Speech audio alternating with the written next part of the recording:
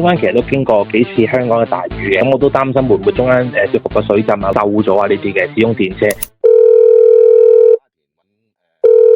你好啊，我係 HKMI 嘅同事，我姓朱嘅，你好。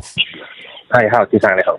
咁啊，知道你嚟緊想約驗一部 Tesla 嘅，咁我講翻俾你聽啦。咁其實我哋會驗翻嘅車身、車底有冇撞過，同埋會睇翻嘅車有冇浸過。其實都想問下，點解你會驗呢部車咧？可唔可以講一講咧？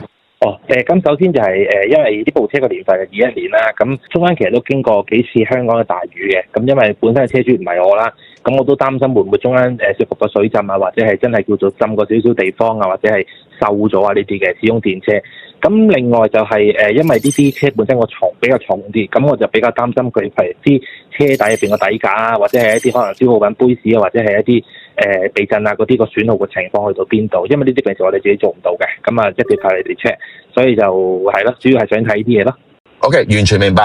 咁佢提翻其實 Tesla 最主要睇翻個車身有冇撞過啦，同埋車底嘅電池啊有冇曾經咧係揞過。因為如果咁樣嘅咧，會影響咗咧個電池嗰個功效，同埋會有危險性嘅。咁呢個我哋都會做嘅。咁頭先提到你話架車嘅損耗品咧，我哋同事都會留意翻嘅。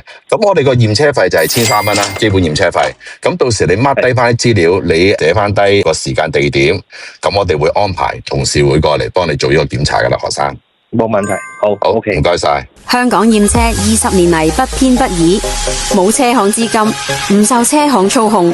HKMI 香港驗車，香港人嘅驗車公司。